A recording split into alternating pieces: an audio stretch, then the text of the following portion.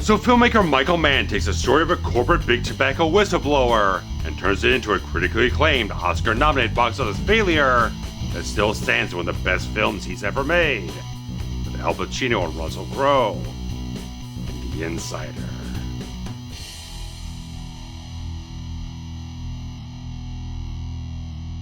When Dr. Jeffrey Wigand is terminated from his lucrative job at tobacco company Brown & Williamson, his family's stability and well-being is disrupted, as his marriage to wife Leanne hits painful times. Meanwhile in Lebanon, CBS News producer Lowell Bergman goes to his Sheikh Fadallah to grant an interview to Mike Wallace for 60 minutes. The prep for the interview runs afoul of the Sheikh's armed bodyguards, but the two news veterans stand their ground, securing the interview under their own terms. Once back home in Los Angeles, Bergman receives technical documents leaked from tobacco company Philip Morris while covering a story on fire safety, but is unable to decipher the purpose of them. Bergman is soon directed towards Dr. Wigand, and ultimately draws him out to a confidential meeting at the Seelbach Hotel in Kentucky. While Wigand ultimately agrees to interpret the documents, he cannot speak to anything else due to a non-disclosure agreement with his former employer. Yet Bergman can tell that there's far more that Jeffrey has to say, and employs his team at 60 Minutes to find a way around his confidentiality agreement. However, after BMW CEO Thomas Sandiford pressures Wigand to sign an expanded agreement, or risk losing his severance health benefits, Wigand accuses Bergman of selling him out. Yet defending his integrity, Bergman returns to Kentucky to put things straight. Wigand soon lays out his scientific and career trajectory, what landed him at the tobacco giant, and that he was terminated for questioning corporate directives. Yet he reserves revealing more, in fear for jeopardizing his family's security. The Wigands are soon forced to move into a more modest house, as Jeffrey begins teaching Japanese and chemistry at the local high school. However, he begins feeling intimidated by unknown shoe prints in his garden, threatening emails terrifying his wife, and a bullet left in his mailbox. After the FBI are called in and behave inappropriately, Bergman secures legal representation for Dr. Wigand, ahead of arranging a private security detail for him and his family. Lowell's intent is to get Jeffrey to provide testimony at deposition in the Mississippi courts for the Attorney General and suit against the tobacco companies, thus creating a reasonable loophole around his confidentiality agreement. Yet freaked out and spiteful over the intimidation tactics, Dr. Wigand insists on filming a 60 Minutes interview ahead of the deposition. However, he neglects to inform Leanne of the intent of their New York trip, which forces a further dire emotional rift between them. To Mike Wallace, Wigand reveals that Brown and Williamson manipulated the chemical content of cigarettes to make nicotine more addictive, and how he believes Sandiford perjured himself before Congress, alongside 6 other big tobacco CEOs. He exposes a culture of lies, deception, and gross disregard for the health concerns Wigand attempted to address as a corporate officer and scientist. Though relieved at getting it out of his system, Wigand is soon served with a gag order to bar him from testifying for Attorney General Richard Scruggs, and while the Kentucky courts upheld it, Mississippi did not. While free to give his testimony in one state, he could be held in contempt and incarcerated once returning to his home in Kentucky. While the Brown and Williamson lawyers attempt to intimidate him further, Dr. Wigand's testimony goes on the record, but soon CBS Corporate fears a potential lawsuit from the tobacco company could cripple them entirely. When Bergman discovers that CBS is in the midst of a potential sale to Westinghouse Corporation, he fires back at his colleagues and executives for bowing to corporate greed and leaving their professional convictions behind. With Wigand's interview scrapped from the segment despite Lowell Bergman's vehement objections, Jeffrey is left in the wind, maybe having risked everything for nothing. Things only get worse when a notorious firm is hired to investigate and run a smear campaign to destroy Dr. Wigand's reputation, with a 500-page dossier sent to the Wall Street Journal.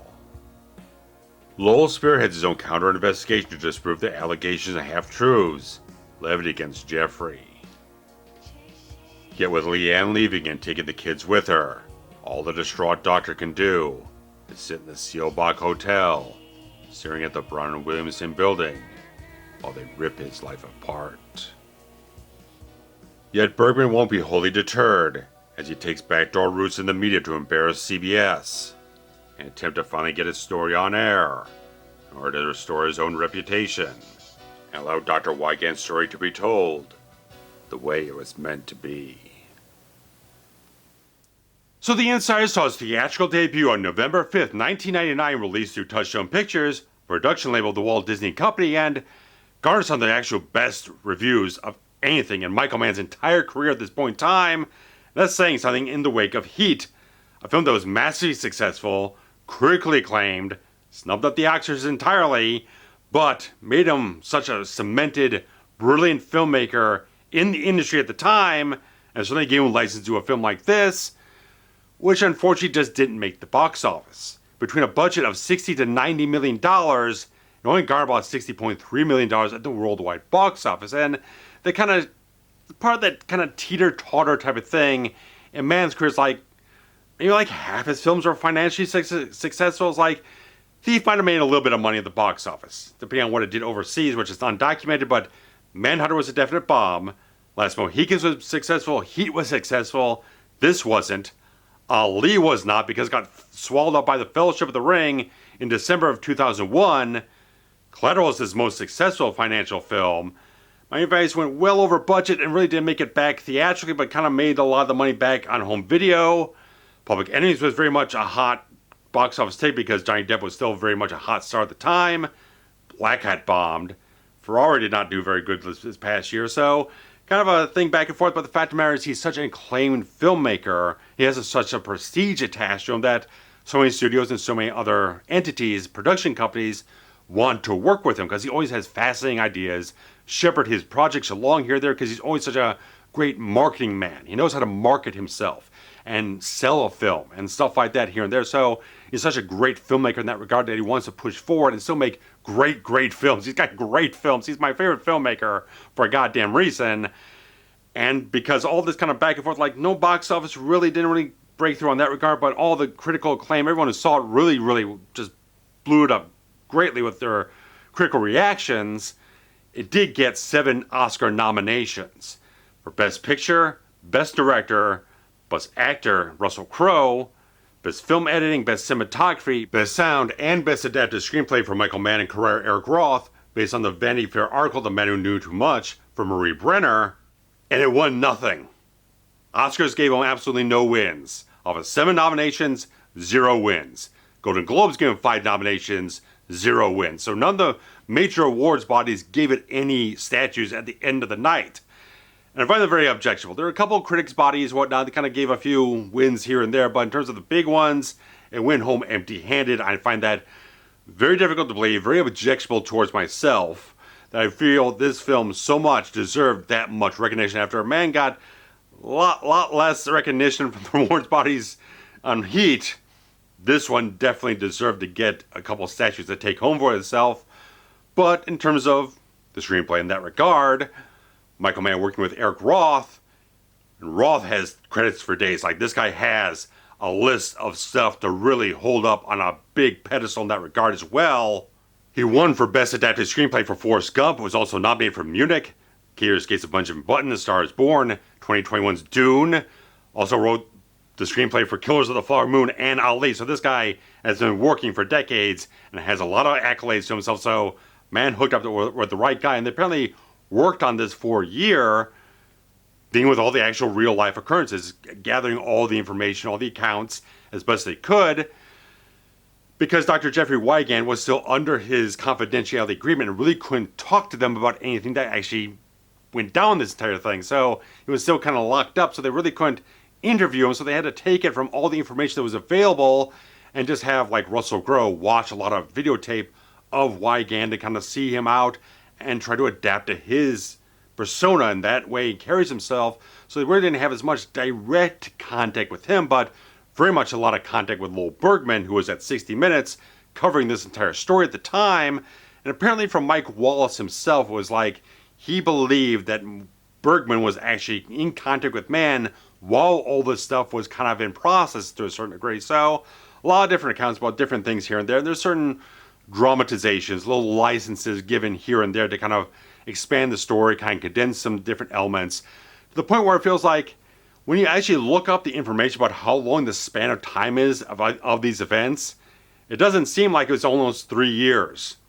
It spans from Wigand's actual termination at Brown and Williamson in March of 1993 to when the final broadcast of the 60-minute segment, as it was intended to air, airs in February of 1996. So definitely the film doesn't feel like 3 years. It definitely feels like maybe a course of 1 year, but as they condense things, kind of compact things to create much more of a tight story overall, they don't really kind of timestamp things. So that's kind of the good thing. They kind of smudge things around, just like you just have to interpret how long the span of time is from one thing to the next. Just how they kind of took all the elements and actually used a lot of particular things to drive home the authenticity. Because Mann is so much that guy who wants to dig himself into the authenticity of what happened. Like when he's doing stuff on Thief. Talking with real life master thieves and stuff like that, the real convicts. I was talking with a lot of the cops to get all those different angles of everything from how the actual mechanics worked, of what all those people did as their professions. And this type of things, like when they have the entire thing where Dr. Wigand does his deposition in Mississippi, they shot at the actual locations that those events happened at. The actual courthouse, the actual room that happened in, the entire lawn that Wigand's at. We have Russell Crowe out there trying to make a decision where to go forward with it or not in face of the entire restraining order that was put against him in Kentucky, what the ramifications are. Those are the actual places those events took place in. And he actually brought in the state attorney in the entire thing, Michael Moore, to actually portray himself in the film. So interviewed a lot of these different people, got them involved in different places to kind of insert up here and there and get their own genuine accounts integrated into what they put into the screenplay. And Michael Mann reteams with Italian cinematographer Dante Spinotti in this whole thing, as he previously worked with him on Manhunter, Last Mohicans, and Heat, and also reteamed with him later on for Public Enemies. And these two work on such a great level, just they're so locked in to the same wavelength. And Spinotti just shot LA Confidential, also got himself another Oscar nomination on top of that. So this guy is really on a hot roll. And the fact is, Mann's background is so much in that European style. He went to London Film School for graduate school and stuff like that to learn all this type of stuff, really get himself deeply interested in it. And he's very much that type of guy who just like, he understands how to photograph like bodies in motion, objects, and use the landscapes and all the different geometries of architecture, all these different things. He's very much expressionistic and such a very European style to it. They just really grasp that type of thing. And to have these two just interlock in this entire thing just shows up so much of how much they've fully matured into such expert filmmakers together here, and how they just kind of introduce a little bit of a different style here.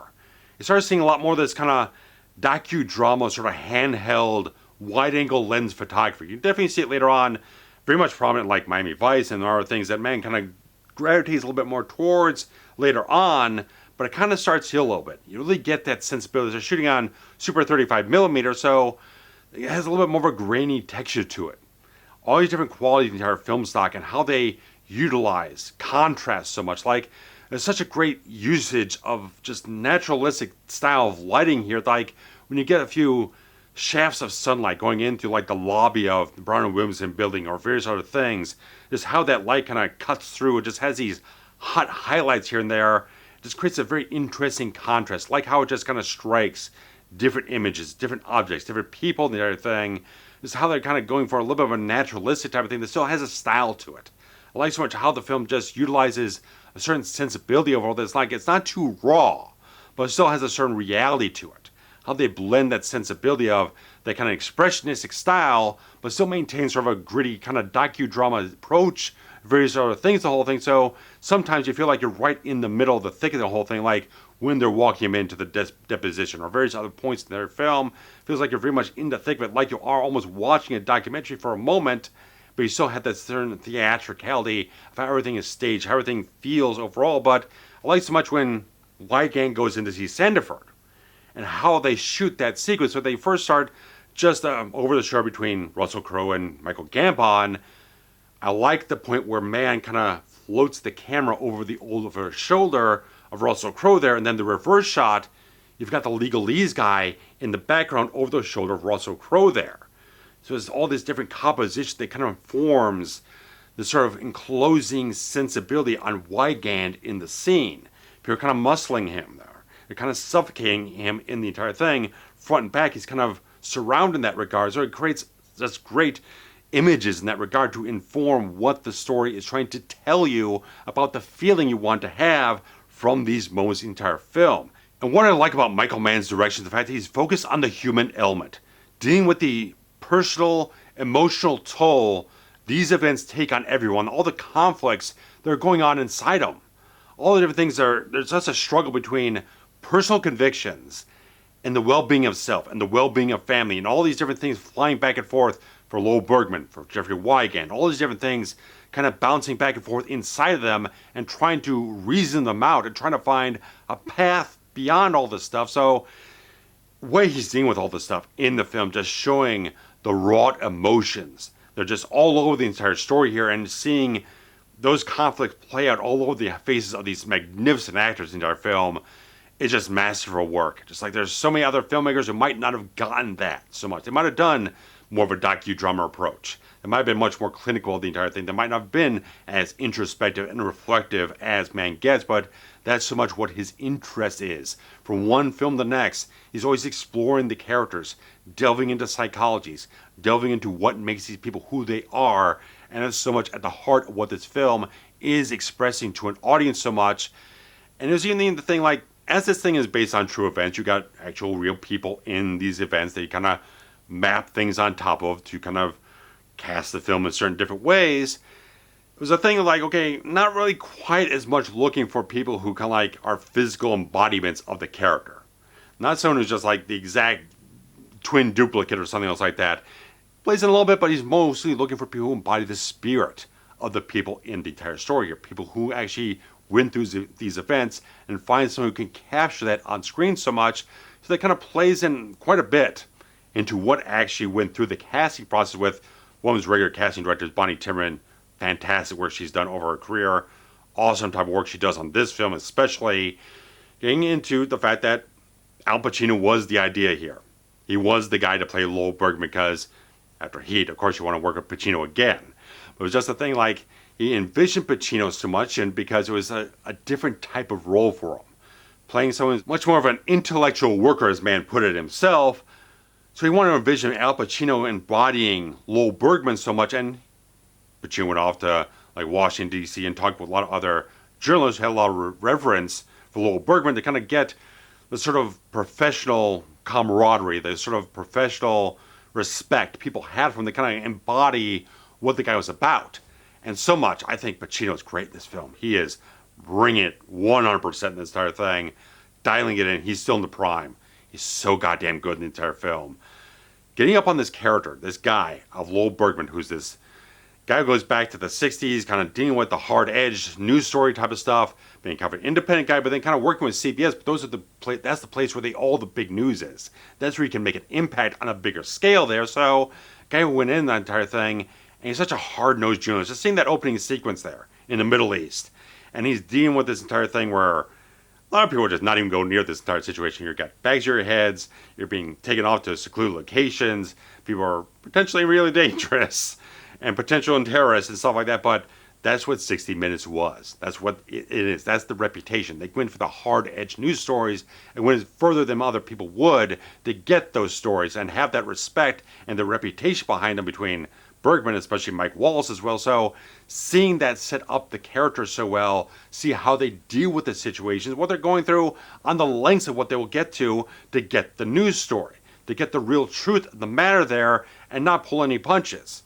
So I like how they set the characters up in that regard and how you move on from that point where Bergman's a dog with a bone. The more force is pushed against him, the more he pushes back with equal force. As the film kind of gets more and more adversarial, when things get much more up to CBS corporate and the sale to Westinghouse and the potential lawsuit from Barnum Williamson, the bigger the thing gets, the harder he's going to punch back against it. I like so much how Pacino embodies that spirit of Lowell Bergman here.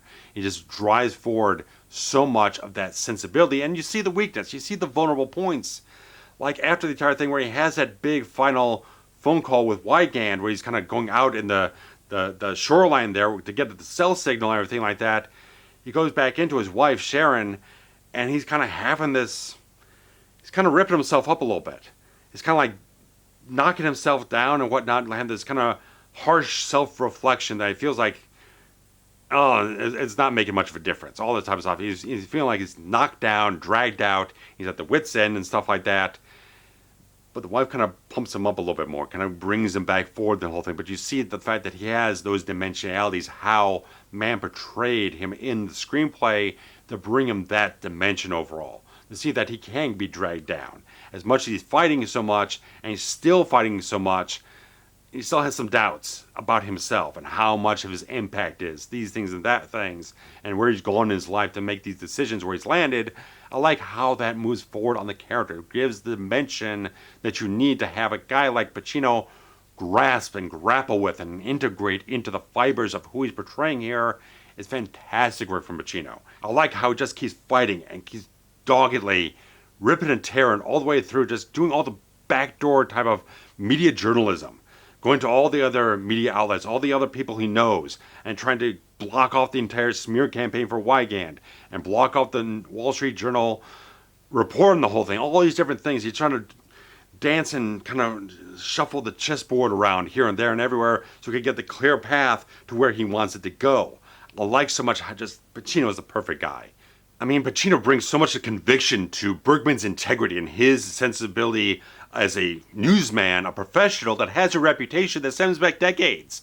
And so much the core quality of the story is like his own credibility, his own reputation is at risk through this story, as there's the lawsuit and CBS corporate buckling under pressure and all this type of stuff, that if he lets this go, when he goes out to the next person to kind of drag them out of the darkness, to kind of bring the big news story to them and elicit information from them that could make a major difference in the world, he doesn't have that going for him. He doesn't have that confidence, and they can't see him in the same light because, oh, well, how can I trust you at this point in time if the corporation's just going to back out and they're going to let things fall by the wayside? I would put myself out on the ledge on this whole thing. So that's so much what the core quality of Bergman's story is here, and what Pacino does to make sure you feel the vulnerability of that story, but also the conviction he has going through every single point in the film, where he doesn't let up on the entire fight for the whole thing, because it's so much not only just Wigand, but also himself, what it stands for himself, going through this entire thing. So Pacino's perfect. He's amazing in the entire film. He's absolutely prime Pacino here, doing an incredible job the entire role. Fantastic type work he does with Mann. But indeed, wholly deserving of his Oscar nomination is Russell Crowe here, portraying Dr. Jeffrey Wigand. And Dr. Wigand was about in his mid-50s when the events of the film were actually taking place in his life. Well, Crowe's about early to mid-30s at this point in time. So what they did here, because they, again, going back to whole things like Michael Mann said specifically, I don't look for anyone who really is an exact physical duplicate for someone, because you can fake that with craft. And that's what Russell Crowe does with his performance, packing on a lot of weight. After he was nice, slim, and trim, and really attractive in LA Confidential, he's really just transforming himself completely, along with the hair and makeup. I like the fact that the hair and makeup progresses as the film goes on, as the wear and tear, the stress, the agonizing qualities of the film bear down upon him. You can see it just, the makeup takes on further subtle nuances as they go along, but they had like liver spots and different things, extra, the gray in the hair, a little bit of a paler complexion, all these different things, and he looks and sounds and acts exactly like the real Jeffrey Wigand. If you watch some interviews, if you watch the actual 60-minute segment, which is up on YouTube, it's dead on. He's exactly it. Completely transformative, completely immersive in the entire performance here. The man puts on a masterclass of acting quality here. He's just a completely different person all the way through. Mann kind of observed the fact that Wigand was someone who was never completely comfortable within his own body. And you can see that so much in just the almost fidgety nature of how Crowe carries himself from one scene to the next. Whether he's feeling good about himself or not quite so much, wherever the situation is that he's feeling, frustration, anger, contempt, fear, agony, anything like that, there's always that way he handles himself where he feels a little bit awkward all the time. And of course, being a New Zealand actor, he has to put on an entirely different voice and accent portray Jeffrey Wigand. I love the quality of everything he does to envelop himself into this role. So much what he did, again, watching a lot of tape, examining how the man talked, walked, carried himself, all these different things, every little nuance. He grasped it completely. And the fact is, as he's portraying the whole thing, he's a man of principle. Same as Lowell Bergman. Lowell Bergman is fighting so much under principle. And these two men definitely have their own sets of principles that they were just so dead on full of conviction about. And just have these different things. And it's so much how you read his performance early on in the film, after he's latched into the confidentiality agreement and he's talking with Bergman, and you can see it. You can see exactly what Bergman sees in the entire thing. This guy has got a floodgate of information that he's just bursting out to want to say, that he's holding in with every bit of willpower that he has. All the way through. Just you can see exactly why Bergman is so on top of this, so dedicated to figuring out what the situation is here and finding a way around all the confidentiality stuff. And just so much of what Crowe just weaves through the entire thing was definitely a flawed person. He definitely comes off as someone who's got kind of impulse control issues, maybe some anger issues a little bit. And the guy who kind of, as Sandifer kind of says, he's not a guy with a filter. He just kind of comes out and says exactly what he's going to say. How he portrays the character of Wigand here just really has a very interesting set of layers to it so much. It's like seeing that he loves his kids, loves his wife, but how he handles dealing with the wife is very tricky and very turbulent. And the fact is, he makes decisions, like going off to New York and doing the interview without consulting her. She doesn't know what the hell's going on. She gets it dropped in the freaking dinner with Wallace and Bergman there. She has no clue. Such a bad way of doing it. It's like he's just not calculating. It's like if he at least told Wallace and Bergman this was what he was going to do, at least they'd be clued in to kind of tap dance around or kind of do something else in the entire situation. But he's keeping it all completely secrecy based and whatnot. So he's not telling anyone and just drops out of nowhere and he falls out of control with it. So it's just the thing that Bergman tells Wallace. They're ordinary people under extraordinary circumstances, and they really just don't quite know how to handle everything. So it's just human. Just everything you see hanging off this guy as it goes along. And the more things hit him, the more he kind of gets a step forward, it gets knocked back 10 feet. When he kind of gets, he shoots the interview, he feels better about himself going back to the classroom and stuff like that, but then things get thrown off here and there. Get the restraining order to not do the deposition in Mississippi, and like if he goes back to Kentucky, he could be incarcerated for contempt of court. It's just like every time he kind of gets a little bit further along, something else happens, then he gets back to Kentucky, the wife's left him, fighting for divorce, and things just get worse and worse and worse and worse. It's like just piling it all on top of him, just how Crowe just exudes that, projects that so much, emotes it so much. You just feel it. Everything he's doing, the entire thing. The makeup is helping a lot, but it's behind the man doing the performance here, and he's magnificent in this role. Absolutely, just someone who can take these emotions, add the complexities, and the wear and tear, and the immersiveness of what he's doing to emulate the real man, and combine that into a full package performance here that is just absolutely striking.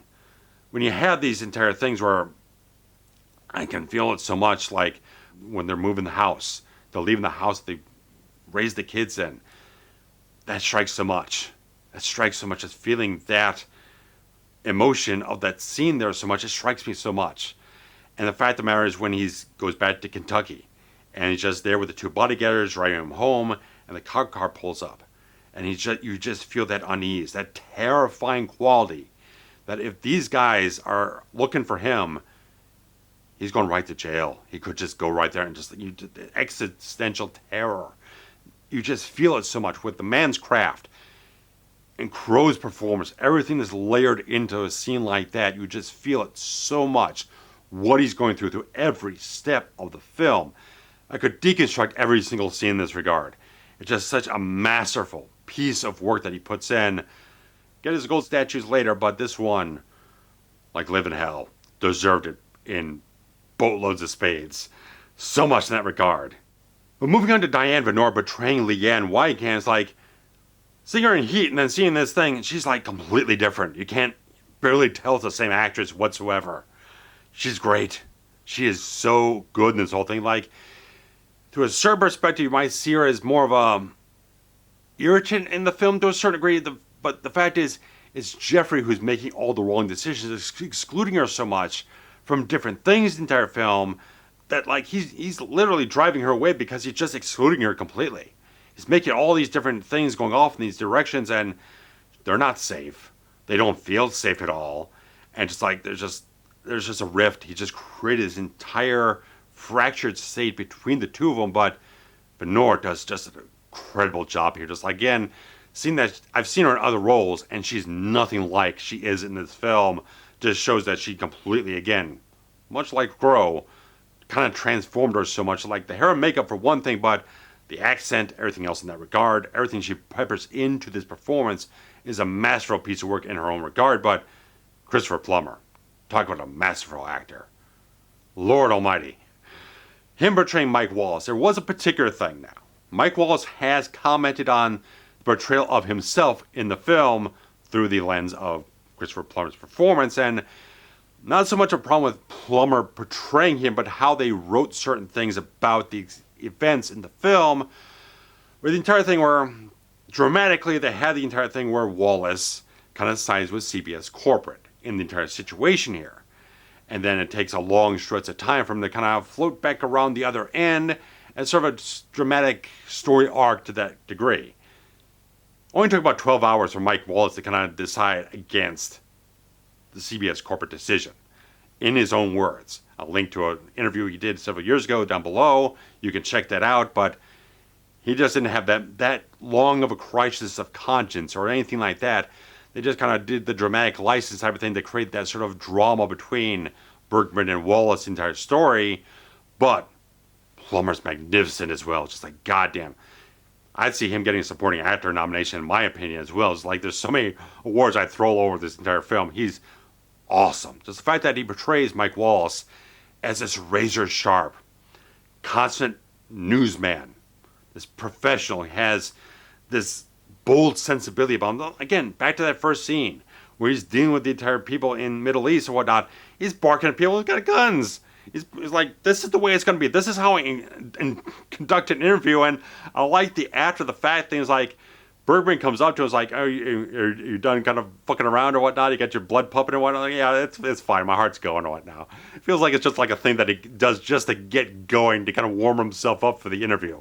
It's good type of stuff. It's really good type of things. And apparently there was a thing that Michael Mann said in an interview that since Bergman lived in Los Angeles but Wallace was in New York, you usually call up Bergman 8 a.m. Eastern time when it's 5 a.m. Pacific time, and every single day they'd have this sort of conversation saying like, just poking him, was like, oh, did I wake up too early?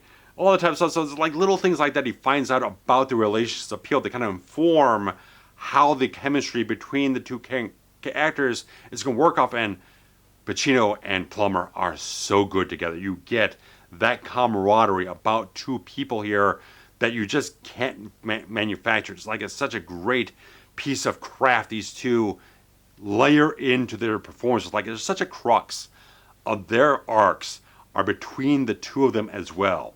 I like just the rapport, the quality between them. You just feel that so much, how they have a sort of synergy about themselves early on the whole thing. But as things kind of veer off here, veer off there, it does create an interesting dramatic license for the narrative in that regard. The Plummer is just aces. 100% every step of the way. When Gina Gershon's corporate character walks in the whole thing and starts to kind of try to ease off the entire thing where they cut down Wallace's entire sort of way to massage the situation on the evening news, and just the fact that he snaps right at her is like, try Mr. Wallace. Just because we work in the same corporation doesn't mean we work in the same profession. It's like, he's just awesome. Just the biting quality of what he brings forth, and the interaction between him and Pacino are so rich with depth and dimension and quality of character. The fact that Plummer as Wallace is talking about the whole thing is like, I'm closer to the end of my life than I am the beginning, and I have to consider different things, weigh different consequences of what I'm going to do from one beat to the next, consider things I might have done differently 20 years ago, whatever the hell it was. Interesting type of things. Just have those two magnificent actors clicking so well together, create that chemistry and that bond between two different characters that are so well documented in real life. Such great stuff in that regard. And of course, supporting cast and the whole thing. Colm Feore as Attorney General Richard Scruggs. This guy is so good. The best scene he has when he's talking to Wigand, as he's kind of relating the thing that he had in the Navy about having to, like, decisions kind of have a consequence within seconds or minutes and stuff like that. This thing you had to live with day in, day out. It's going to hit you whether you're high or low. How he's performing that scene is so deeply impactful. Just what he's doing there after weighing the consequences of going to court or not, going against the restraining order or not, all these different consequences that Wigand is weighing back and forth, and just what he does there sells that sort of consequence so very much. He's so good in the entire thing. And Bruce McGill, oh my God. Man had him back on Miami Vice in one of the best episodes of the entire series, knocking the living hell out of it, where the buses don't run. Second season episode, go watch it. And he never forgot Bruce McGill. Got him here, he got him in, I think it was in Ali, he was definitely in Collateral. Bruce McGill's fantastic. When he's ripping the crap out of Wings Hauser in the deposition, people praise that scene so much. I see it so much in social media feeds every so often, and just like, Bruce McGill is just an incredible actor, and he gave him a rip-roaring scene, just tear it apart. Great scene in that regard. And of course, Michael Gambon, rest his soul. Magnificent actor. Just what he does at Sandiford. He creates such a subtle villainy about him. It's like, it's not an overt type of thing, but you definitely see how he's manipulating the situation, kind of pulling the threads of Wigand. He just knows where to kind of push the buttons and kind of push him here and there and kind of manipulate him and intimidate him and stuff like that. What he's doing in just one scene alone is just another masterclass of acting. I mean, the supporting cast in the film just goes on and on, like Phil Baker Hall, Stephen Tobolowsky, Gina Gershon, like I said. You even got Breckin Meyer shows up for like a heartbeat here as Bergman's wife's son from another marriage, like he's there. And also Gary Sandy portrays the actual head lawyer for Brown and Williamson, who was Andy Travis on WKRP in Cincinnati. He's like, where you get all these fabulous actors, combine them into such a great cast with such well-written roles that just everything comes together. It's one of the absolute best casts that Mann has ever assembled. And for Michael Mann, that is saying something extremely much. Moving on to the music for the insider here, because Mann's such a guy who, like, he doesn't always go to just one composer for his score. He likes to create a mix of different eclectic styles and sounds and textures, different types of things. So, similar to like he's done on many other films, he brought in different composers like Graham Revell, who does a lot of sort of the more moody, suspenseful type of music in the entire film. But Lisa Gerrard and Peter Bork actually create a lot more of a very soulful, reflective, rurally type of music you have going on in the entire thing. But they also have Safe from Harm, the Perfecto mix for Massive Attack that closes out the film, that creates a very strong encapsulation of the feelings of the film overall.